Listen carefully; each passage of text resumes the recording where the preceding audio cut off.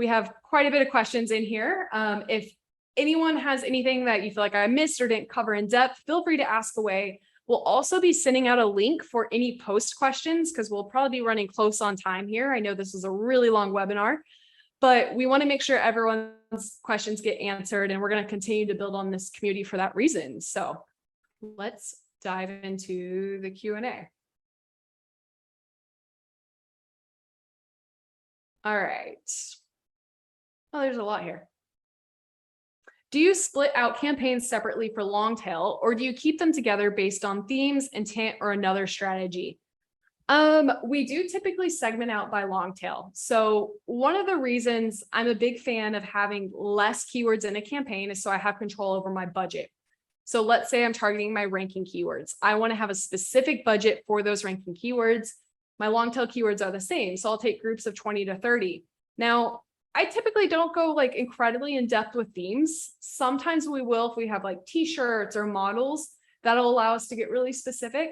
But if you have good bid management, that's going to help mitigate the risk of having different segmentation. So we'll just, more than anything, do groups of 20, groups of 30, or even smaller if we have a really small brand, and that's our focus when we're segmenting out campaigns. All right. Do you run auto campaigns for every child ASIN or put children into one campaign? Where we find the biggest difference here is if they have different keywords. So let's say I'm selling a cell phone case and my parent childs are based off size or model. I have iPhone, I have Samsung, I don't know what else there is.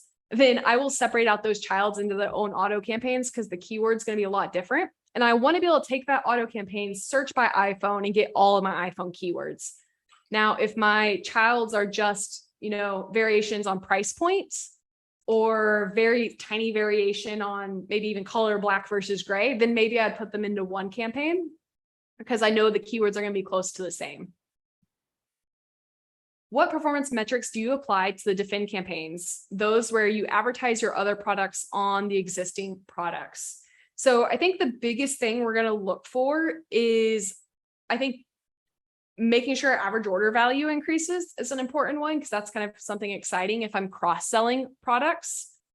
But at the end of the day, it's primarily just efficiency. Your goal is to protect that market share from a competitor. So you're not necessarily increasing your top line sales. What your focus is preventing a competitor from advertising there. So we're going to make sure it's efficient. Something I would avoid is if I have maybe I have a $40 product, I don't want to advertise my $20 product underneath it unless it's a cross-sell product, because that may convince them to click away from my high price point onto my lower price point. So we always want to upsell or cross-sell.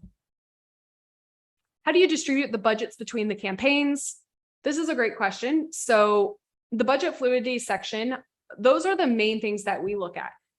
We set our overall goals as a brand. Is it focused on growth, market share, new to brand? And then we kind of set those limitations beyond that. Now, it's really complex when you start getting into thousands of campaigns because it's going to come down to naming. You have to have good naming so that way you can say, hey, this strategy rank, I need to cut back on. Let's filter by my rank campaigns and cut all my budgets in half. If you want to get really, really in the weeds, you would take last 30 days spend, divide by 30. Here's my average spend per day. Here's what my daily budgets need to be across those specific strategies. It's surprising to me that sponsored product campaigns have the highest CPCs. How are you getting such cheap sponsored brand clicks? Great question. In super competitive categories, sponsored brands will be a lot higher. But across the board, sponsored brands adoption is a lot less because they're complicated to set up and it requires brand registry. So we work for a very large variety of brands. And yeah, if we're competing in the retail space, we'll see like really, really expensive, upwards of $40 cost per clicks for sponsored brand ads because everyone wants to win that. But elsewhere, it can be a lot cheaper. So, and again, it's down to bid management. If you're focused on profitability, then we're going to cut back and have lower bids across the board and not win top of search. Does sponsored product category targeting compete for position for sponsored product targeting? They do compete in the same locations, but they don't necessarily compete. It's similar. Like the way I look at category targeting and product targeting is the same as an auto campaign and a manual campaign. Auto campaign, you're going broad. You're targeting every single term potentially in the permanent marker category. Versus product targeting, you're selecting the ASINs you want to target. So you don't have to worry about them competing. You're not going to drive your bids up, but in terms of placements, they are very similar. How does Amazon DSP spend and performance look like compared to display when looking at your data? Very wide variance because DSP can be so much more intricate. So DSP, we could go as broad as, targeting people who are visiting a news site, right? So that's a very large awareness campaign. So our goals are going to be 100% completely different. For this question, if we're just comparing remarketing and product targeting, basically remarketing and product targeting, I would say DSP is almost always going to be a little bit better because we have more control. Display is amazing, but we can't add those variables. Like on DSP, I could say, hey, I don't want to target anyone under the ages of 25. My product's, for middle-aged. And that control and granularity gives us a lot of power. We can also say on DSP, I only want to show an ad on mobile, not desktop, or this income range, or this. So DSP is more powerful, but performance in the same ad types are going to be similar. So it's hard to compare. How do you optimize sponsored display category targeting? It comes down to bid.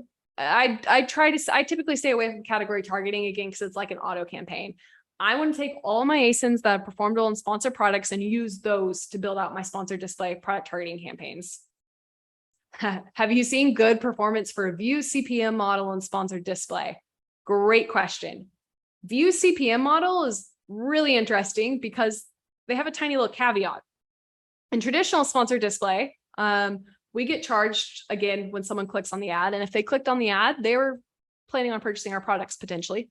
For View CPM, we get charged based off a 1-second view. So let's say they're looking at our competitor and they glance and see a view at the bottom of the page. 1,000 of those views is what we get charged on.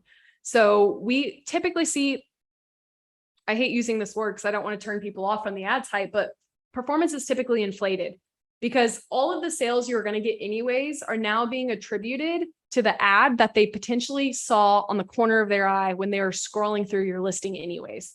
So yes, performance is usually fantastic with View CPM, but it's usually a little bit inflated. Now, again, if you're running a $30 ROAS, don't necessarily turn it off. It's just being attributed a little bit different, but still running well.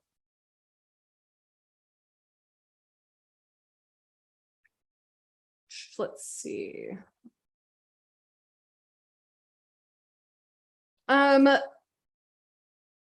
A lot of the ad formats for video are still in beta, but they're releasing pretty much in the last 2 weeks. So that's one thing to note, like continue to refresh. You'll get a lot of those coming out. With Amazon asking CPGs for more low ASP, sub $5 offerings, how can we tailor our AMS strategy to not lose efficiency and profit? I think for all low price point products, the conversation turns into repeat purchase rate. There's some awesome brands. I think Nectar has spoke a lot on this. I think Nozzle has spoke a lot on this, on how repeat purchase rates need to be influencing your Amazon advertising performance. I think what it comes down to is that new to brand versus branded traffic. Most CPG brands split a lot of money protecting their brand name because it looks great and it has great ROAS metrics, but it may not be in their best interest. So I think it's a balance of how much of your spend goes to profitability and efficiency, which is going to be much lower bids, more long tail keywords, more product targeting, more branded, versus the ranking aspect. So not a great answer on my end, but a lot of intricacies to any low price point products in general. Kyle would ask me this. Can you estimate CPC based on search term impression share? No, I would say you cannot, because all it takes is one brand who decides. So you have 4 placements in sponsored products, right? You have one brand's bidding $40. This brand is bidding, 24, 23, 20, 19, and there's that drop off. Now, as an auction model, you're only going to win the second highest, but if there's a major drop off between ad 1 and ad 4, it's going to influence CPCs by quite a bit. So I would say it's pretty difficult to estimate cost per click based off search term impression share, but if anyone can do it, it'd probably be you. So correct me if I'm wrong and send me your forecast for that. When you're taking over a new account in a new category, how are you determining what a good conversion rate is?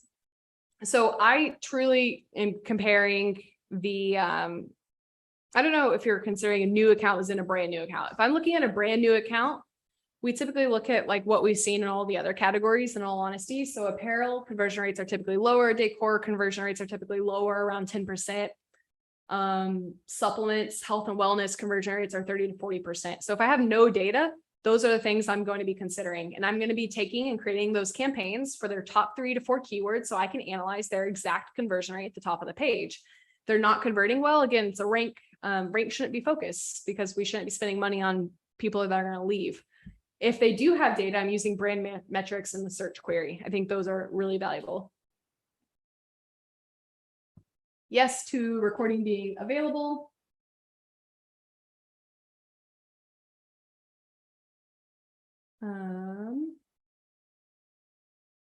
Is there a way to calculate tacos in PackView? This is a great question. I'm going to give a really general answer. So the reason tacos is really hard to calculate is because Amazon doesn't allow us to attribute sales to all ad types. So anyone who's giving you a tacos anyways isn't giving you 100% attributed data. It's typically like 80%, 70% accurate because like sponsored products are the easiest to attribute. So that adds quite a bit of complexity there. And a lot of people don't overlay that data because of that, because it's not actually accurate data. So when we pull tacos, this is why we're having to like make assumptions. You could potentially take your sponsor brands and assume that only one product is selling and then attribute that for a more accurate view. But I'm going to say like there's no 100% accurate viewpoint of tacos until sponsor brands gives us individual sales attributed ASINs. How do you incorporate keywords in rank campaigns into your normal campaigns? I'm assuming you don't keep rank campaigns on long term. Is that the right assumption? That is the right assumption. Now, you can have 17 different keywords all running in 17 different campaigns, and they're not going to compete, right? So what we do is we'll take our black pin and put it in a rank campaign, high bid, top of search, exact match. But maybe we want black pin also running in a profitability campaign elsewhere. That's completely fine. What we want to do is separate them out so I have control over budget. If I'm wanting to push more in rank, I set a higher budget for my rank campaign. If I'm ranking really well, maybe I pause that campaign or lower my budget and just keep it spinning. But the moment that budget runs out, the next bid in my black pin rank campaign is going to be the one that starts making up for those impressions. So that's how we run that. What strategies are best if your products have a 2x price and really good reviews? I would say top of search is probably one of the most dominant strategies we've seen for high price point items. What you don't want is to rely on product targeting because customers are going to see the cheaper price points and they're not going to click on you. You need to be the first thing those customers see because they're like, hey, this is a great product. I love it. They don't necessarily have the opportunity to compare your prices elsewhere. So that's one of the things that we've seen best.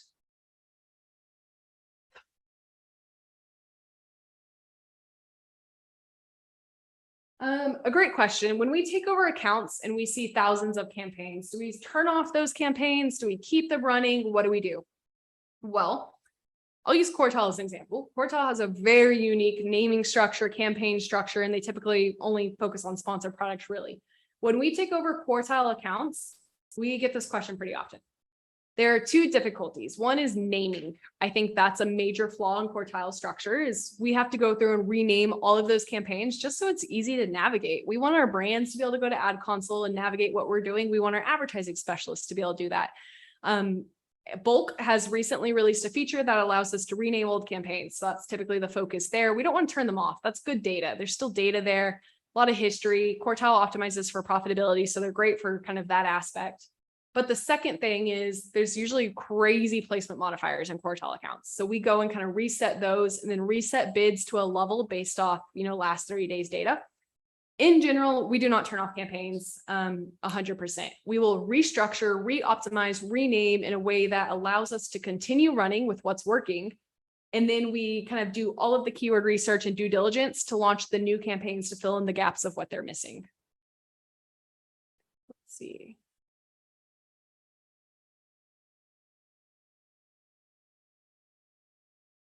If you're receiving more orders on top of search, but you're not able to go into top of search because the bids are not profitable, what do?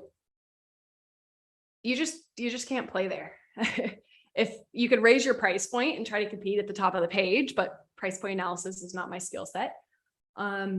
Or you can set aside those keywords that are doing really well and converting well and saying, hey, I may be taking a loss at the top of the page, but I'm converting so well, my rank's improving. And that's what I need to be looking at. And I think that's a very important strategy change for everyone, is starting to look at your ad campaign on a organic level, in a performance-based level, not necessarily an ACoS-based level. Why is conversion rate different on sponsor product manual and sponsor brand video for same keywords? Well, these are two very different ad types. Sponsor brands, for example, can drive more awareness. They drive curiosity about your product. If you have a great video, a customer may be like, oh, that's interesting. What is that? And they click on it, and then they decide not to purchase. So sponsor brands video can have quite a bit lower conversion rate if you have a very broad awareness style video. Sponsor products, on the other hand, look exactly like a listing. If someone clicks on a sponsor product ad, it's not typically due to a ton of curiosity. It's because they're interested. So I think that's probably why we see different conversion rates.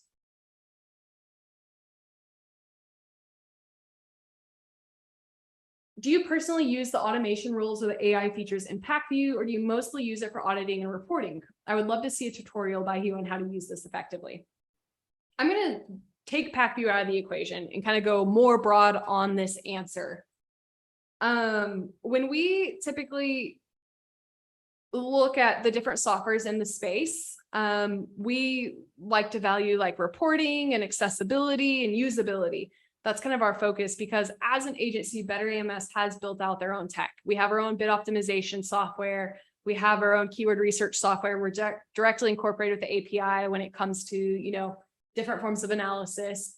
Why we really value PackView is they've kind of bridged the gap for some of those new assets, Amazon Stream, the accessibility of data. Like PackView is incredibly advanced.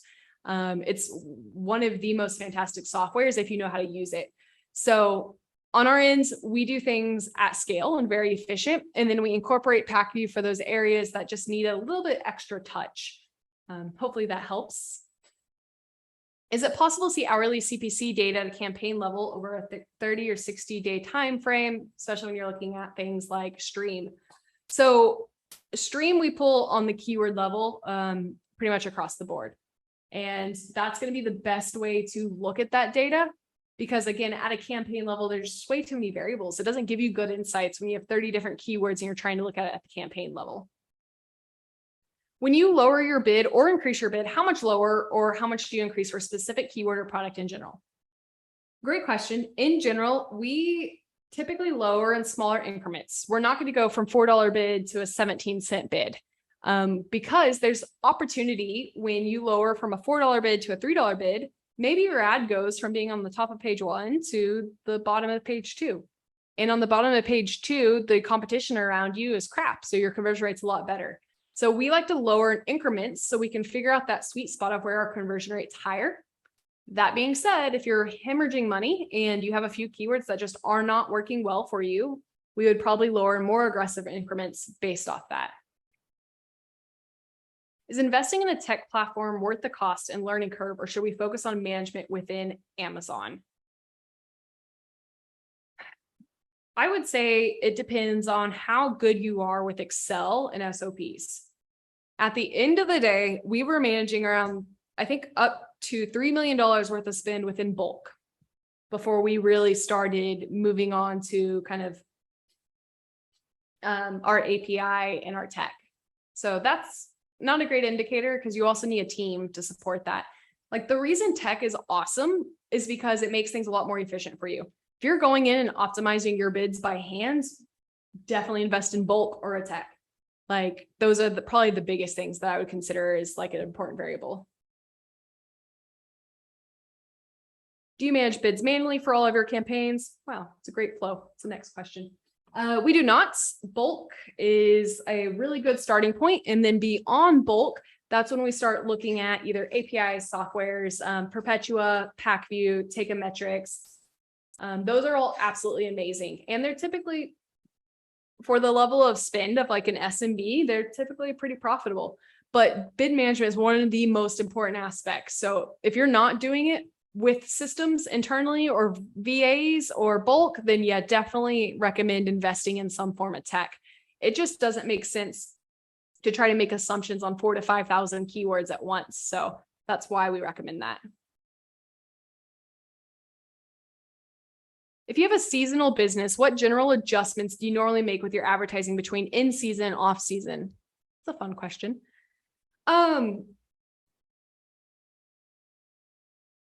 The biggest thing that I'm going to recommend is it's still a pay-per-click model. So if I sell snowboards and someone is searching for a snowboard in April, who am I to judge? They're still searching. We're not getting charged if they don't search. So I think that's such an important variable. Now, what we will see is a difference in conversion rate. So maybe people that are searching in April aren't wanting to purchase until later. So we still want that brand awareness aspect of being there because they're searching. So there's interest on Amazon. It's not like YouTube. But if we see a big difference in conversion rate, then we're going to lower our bids quite a bit. So we typically look at last 30, last 60-day data, especially when we're diving into bid optimization, so we can adjust for seasonality. I rarely ever recommend looking at data past 3 to 6 months when it comes to bid management, because a lot changes in that time frame. What do you do if your PPC is just not getting impressions? If everything's good with your listing, you're in stock, you're in the buy box, and you don't have any issues, the most of the time, the reason people don't get impressions is because of bid. Really, at the end of the day. I always joke, if you're not getting impressions, set a $20 bid and see what happens. And then within a few hours, if you start getting impressions, lower that back down and realize that you have a bid problem. A lot of people will compare to CPC or suggested bids. They'll be like, look, my suggested bid's $2 and I'm bidding $1.90. Like, yeah, but the suggested bids are an average of every single placement on the page. So if you really want to get a lot of impressions, try to win the top of search, then figure out how expensive those placements are, and then work your way backwards. Good keywords discovered in auto campaigns. Do you negate them and move them over, or do you run both? Great question. Probably one of my more controversial opinions here. We do not negate them ever. The reason being is we run auto campaigns for data collection. So we run low bids, low budgets, and I know they're not going to compete. So maybe the keyword that did really well in auto campaign is showing up on page 3 consistently, and that's why it's doing so well. But if I take it and I move it to a manual campaign with a higher bid and I reset that, now my ad may be showing up on page 1, which may perform wildly different. So I really don't see the value in it, in all honesty. If it's running well, keep it running. Now, if it's in an auto campaign and it's not running well at all, maybe you pause it and then test it in a manual if it's driven a sale in the past. But if it's driven a sale in the past, but your conversion rate is terrible, maybe put in a manual campaign with a really low bid for incremental sales. But no, we do not negate when moving around. How can we measure market share? Great question. I would say some of the most exciting things in this area are around share of voice. So this is another thing that's super awesome in PackView, is being able to take that certain keyword level data and figure out what your share of voice is. That's the most basic way, I would say. If you're not utilizing a tool like that, we really look at market share by using search query brand share and some of those other assets that can be incredibly valuable. And then Amazon, I think, is doing a lot to improve this area. Amazon's trying to give us more data to really help us paint a better picture, for lack of a better term. So that's kind of the basics. Let's see. How do you approach and manage keyword harvesting? Can you identify keywords? How do you put them into new campaigns? We run pretty aggressive keyword harvesting. Like we do this really frequently. And basically what we do is, again, we take all ad types, pull all the search term reports and figure out the unique ones, sponsor products minus sponsor brands minus sponsor products. Then we find that unique set of keywords and we launch them in new campaigns. This is very important distinction. We do not want to put them in our old campaigns because that's going to change the performance of our old campaigns. They're probably not going to get a lot of spend. They're not going to get a lot of data. We would just have to increase our budget more. And then if they're not doing that well, it's going to ruin our old campaigns. So we put them in brand new segmented campaigns. And we do this on an evergreen approach.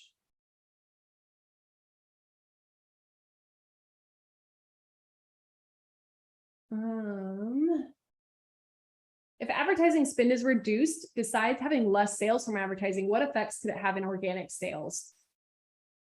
A lot. We have seen like very interesting scenarios where they just completely paused ads and they drastically decrease their organic rank.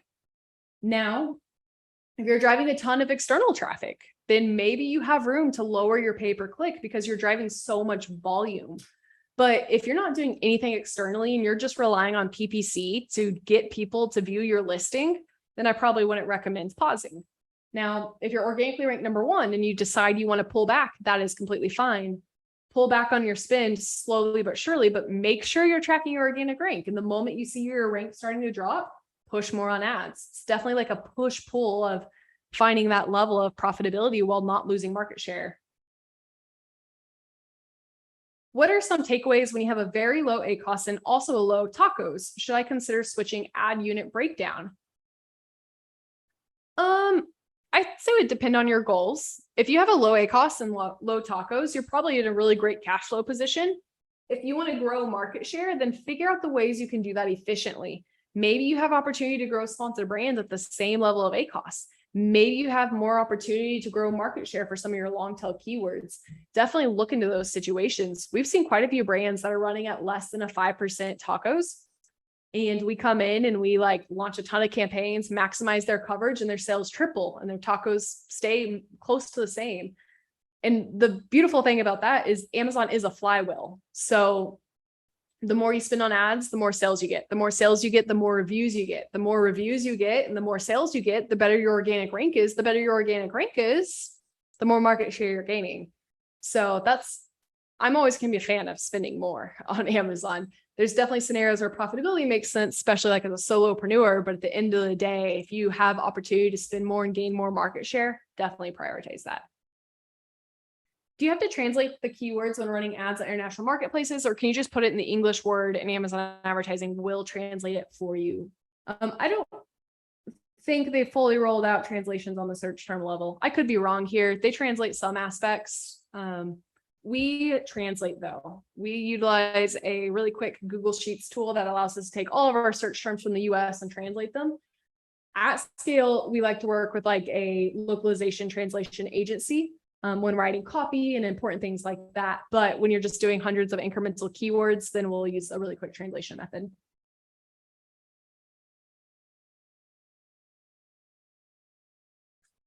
If my product is well above the category average for conversion rates, but below the category average on the search term level, what would you suggest? Is this a target bid management problem? No, I don't think targeting and bid management influences conversion rate that much, especially if you're showing up at the top of the page. If you're showing up in other placements, yes, but at the top of the page, that's a good indicator of comparison.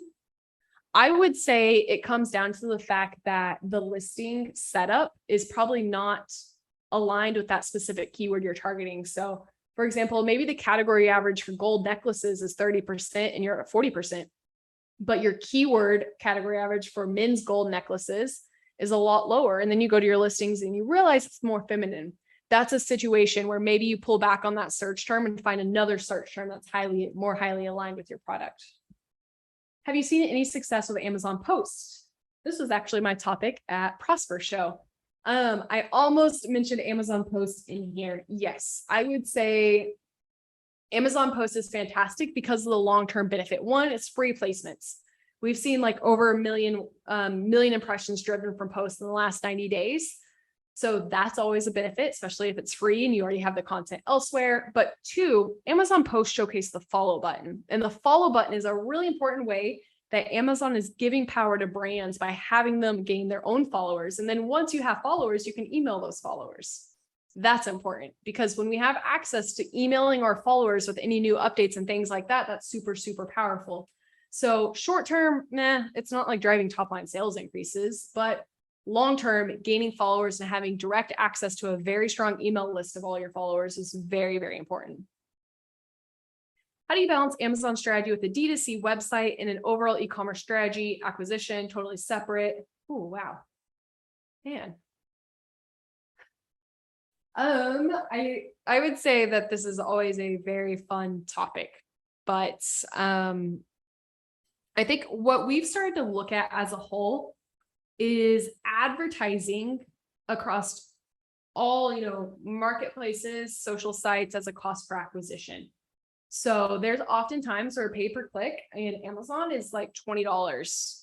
And if we're looking at our strategy here, we should probably be running external traffic and then driving to our D2C site and then analyzing the conversion rate differences. Is cost per acquisition cheaper on our D2C when our TikTok ads are, 12 cents? That's like something that we've been really starting to look at, which isn't a great answer for you here. But another thing is just like, what are the differences in conversion rate across the site? If there's a really wide discrepancy, we should probably be looking at driving more traffic to Amazon. And then once they purchase on Amazon, growing that brand loyalty that they come to our website later on. That I'm not the right person to answer this in all honesty, I don't think, but hopefully that helps a little bit. Let's say you're taking over an account with great campaign history and decent structure. However, the ads were shut off for at least one quarter. Should we scrap the old campaigns, learn what we can and begin from scratch, or salvage? If it has great campaign history and decent structure, I'd probably turn them back on. But it also depends on the brand's goals. If we talk to the brand and they want a very, very clean structure that's a little bit different, we're going to completely relaunch new campaigns. We might as well, everything's been paused. Let's start from scratch and make sure we have control over every aspect of setup. If we want to have a transition, maybe we only turn on the old campaigns that were amazing, the $10 ROASs, the data collection. Let's get those going, which will help us have a very smooth transition because our new campaigns are never going to perform as well. Because in the beginning, it takes a lot of data.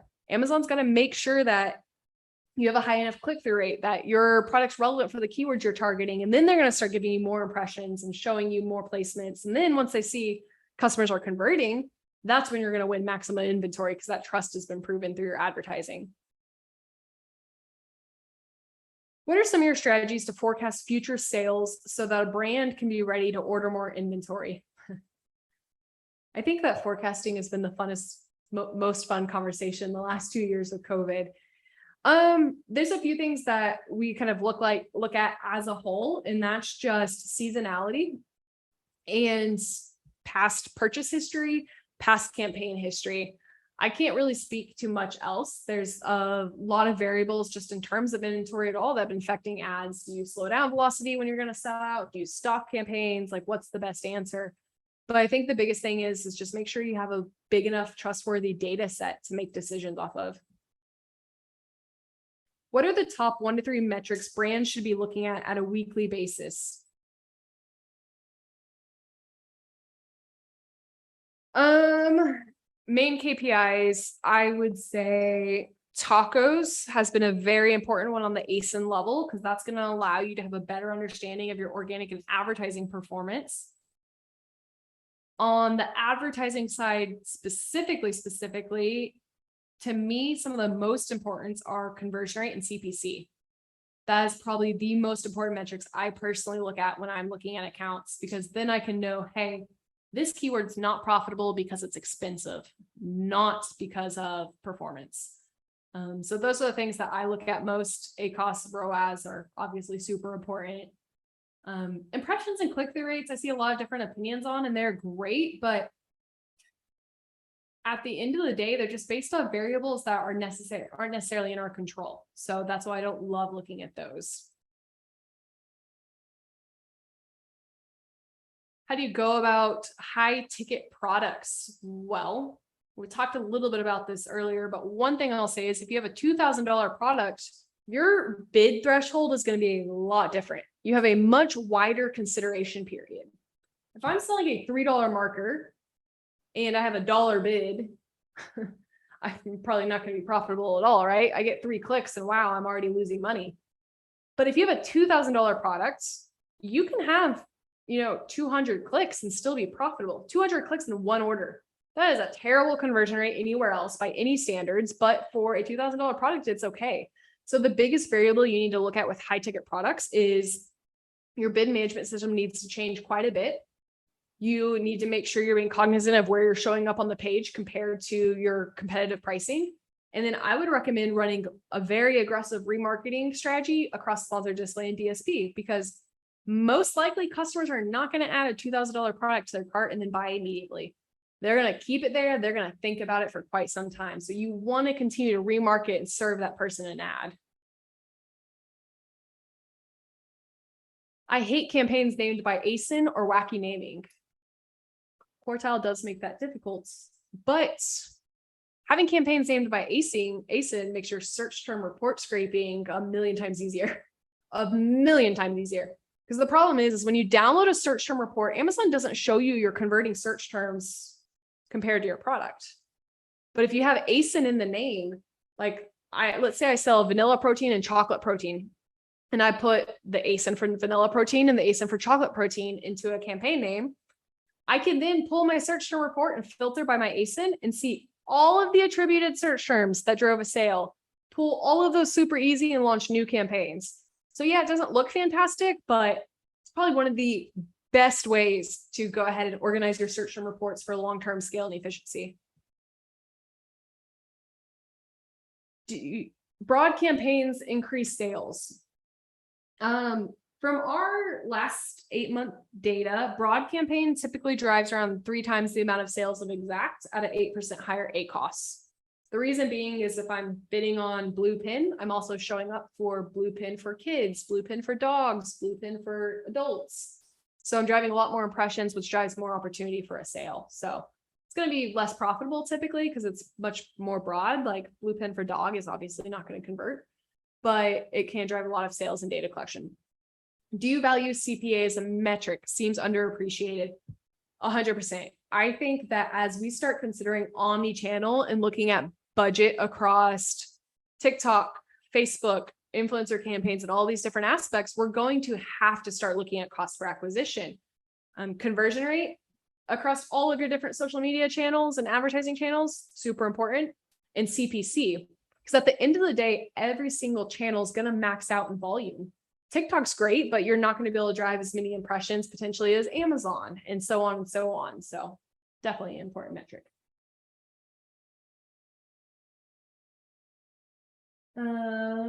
Does sponsored video have the same impact on the rank as sponsored products? Great question.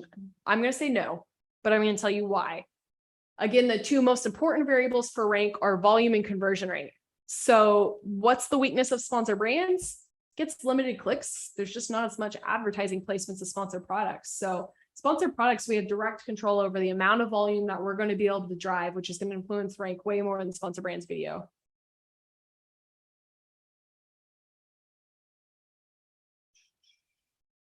We've discovered there's now a more from this brand area on Amazon PDP. How are we going to stop our competitors with placements on our PDP? Can't. I don't think any of us have the power to demand any changes from Amazon. So it just comes down to how do you play the game? How do you, do all these other tiny things right? So make sure your sponsored product ads are on the PDP, your sponsored display ads, control what you can control. Super important with Amazon. Do you find that there's a healthy ratio of organic versus paid sales? Yes. One, it does typically depend on category. I would say lately, if I see 60% of sales coming from ads, that's a red flag. We see this a lot on the private label side because they just don't have the ranking power and the budget to influence rank as the CPG retail side. So that's like a good question. When I'm looking at that ratio, it's like, hey, how many of our sales are coming from ads versus organic? Is it 60? Is it 40? Okay, now how do I optimize? Do I improve my rank or do I decrease ad spend? Like that's the next question.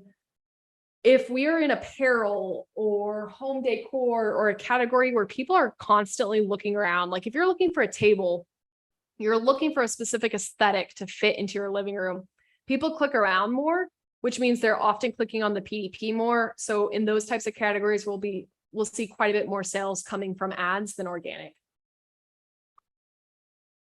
What quick win optimizations can a VA do on a weekly or monthly basis? Bid management, 100%, one of the biggest things. Ad type expansion is probably the second. As you saw, ACOSs are almost the same if you have good bid management. So if you're not running sponsor brands, get those up and running. And every brand loves seeing their ad at the top of the page with a good creative. So making sure you're expanding into some of those easy areas is a great way. Ooh, dynamic question. Is the best strategy use placement modifier, or should we stick to bid optimization? The reason I don't love placement modifiers is there's a tiny little asterisk in Amazon that says we will increase your bid based on the likelihood of a sale. So if Amazon doesn't think you're going to convert, they may not increase your bid. In this use case, that's where I typically recommend just increasing my bids, is because I don't want that little caveat. I want direct control over where I'm showing up. Now, if I go into a campaign and see that like my top of search is 100% better and I have the data to justify that decision, I will use placement modifiers. All right, we are almost done. I'm starting to lose my voice. So, how many SKUs do you feel one account manager should be able to handle when it comes to ads? This is a great question. Rarely do I look at it on the SKU level, because if you have amazing campaign naming and great systems, it's a lot less about the size of the account in terms of SKU and a lot more about the relationship. So I'm assuming this is an agency asking, or a very large brand. What we look at is their ability to be more strategic. Systematically, an advertising specialist could manage, I think the most we have right now is 40,000 SKUs in one person, but those are apparel SKUs. But we have good systems. So bid management, keyword research, campaign launching, all that's covered. What we really need an advertising specialist to be able to do is identify weaknesses in the account and take budget fluidity and some of the topics we talked about here to figure out where the brand needs to move strategically. And one brand could be very, very difficult and need a lot more. That's going to take away from another brand. So those are kind of things that we look at there. You lowered your bids. Now, how do you decide that the move you made was the right one? The biggest thing is just going to be your ACOS. If you're lowering your bids, I'm assuming it's due to profitability concerns. So now you're going to wait, another 7 to 14 days, or I like 14 days because of attribution, but sometimes I'll look at tinier periods and to make sure you're profitable. The biggest problem I've seen with lowering bids lately is sometimes you lower your bids, you just stop getting impressions because it's so competitive. So maybe that's a scenario where you're gonna have to look at that keyword and be like, yeah, it's expensive. Yeah, I'm taking a loss, but I have to continue playing in this space. So.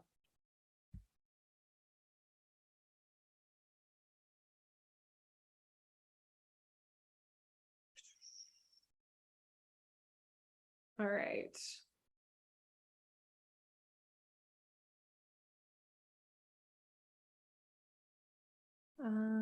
How do reviews affect the effectiveness of Amazon ads? The biggest thing is your conversion rate. The more reviews you have, the better your conversion rate. There is, a law of diminishing returns there, where 30,000 reviews versus 35,000 reviews won't make that big of a difference. But your conversion rate is going to be one of the most important aspects, but you have to spend more and drive more traffic to get more reviews. So whether that's spending on pay-per-click or spending externally, that's what it really comes down to. Do you think that there's a campaign honeymoon period? No, I don't think you are prioritized. I think if anything, it's the opposite. We see that when we first start campaigns, you need higher bids and higher budgets to really gain traction. And then once you gain that traction, everything kind of stabilizes. But I know there's many categories where a $3 bid would normally work for impressions and placements. But when I'm launching a new campaign, new targeting, I have to set $5 to $6 bids in order to start gaining that traction so I can collect data quicker and optimize later.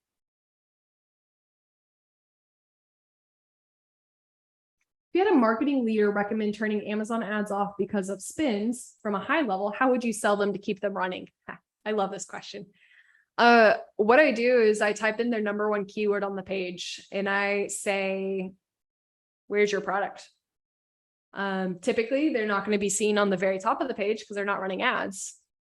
You have to scroll down to see their page. And if you have to scroll lower than half the page, they're rarely getting any velocity. And that's, really easy to showcase. So that will then open up a broader discussion around rank. And then I ask them, okay, well, you're not being seen at the top of the page. You're not being seen in ads.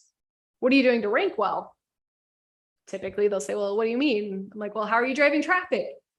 And then that's where we're able to really dive into, well, maybe we should be doing something externally. And if not, we should be doing it on platform. That's the biggest thing. I think the secondary aspect, if they're more familiar with Amazon, is diving into how Amazons can influence their organic presence. How ideally you spend more money on ads, your total sales increase. That's how you know that you're really spending great advertising dollars because you see a total sales increase. Yes to all of the replay conversations. Is there a way to check conversion rate on Amazon Ad Console? Yes, there is. Targeting tab, advertising console, targeting tab, ad column, conversion rate. It's one of the most amazing rollouts that you can see. How do we focus on increasing market share on the keyword level and making sure we're tracking organic rank is typically the focus. Conquesting campaigns are obviously valuable, but they're not going to drive as high of increases because of limited placements on the PDP. Ooh, if you see tacos is around 40%, what do you do? Tacos is 40%. Next thing I'm going to look at is advertising to organic ratio. And then if I see that most of their sales are coming from ads, it's an organic problem. So we're going to have to redistribute our budget to focus on top high converting volume keywords and maybe take our budget away from some of the, more efficiency focused placements because all we need to be doing is focusing on organic rank. How can you adjust your bids for rest of search? Just bid really low, in all honesty. Rest of search is cheap, right? It's like the random carousels. It's page 3, page 4, page 5. So lower bids should do that.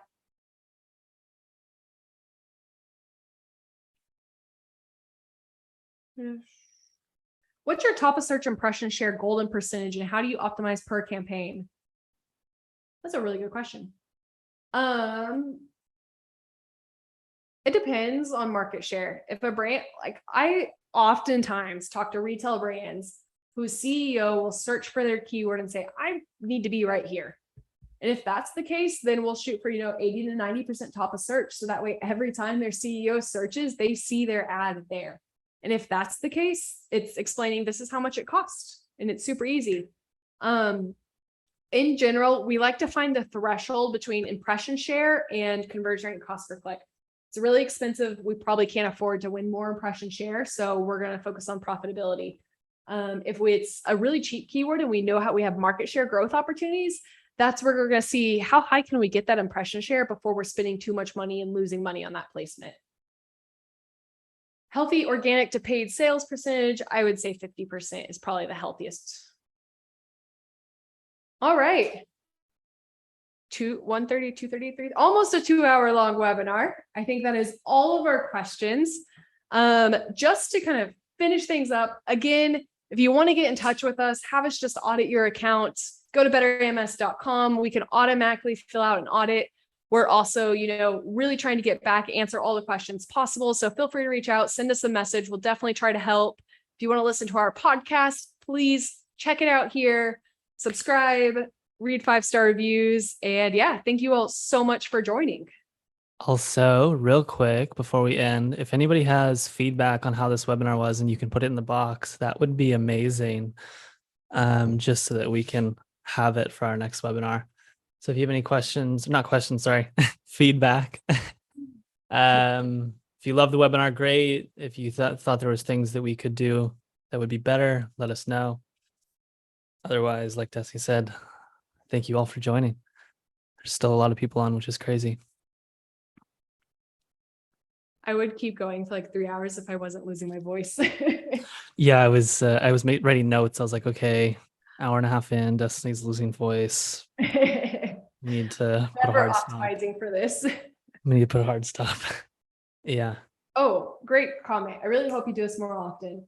Something we're looking at doing is like potential monthly Q&As only, and then like breaking out our webinars into more specific topics so we don't have to go so broad, like sponsored products, everything below it. So we're definitely working on getting that incorporated. Thank you for that.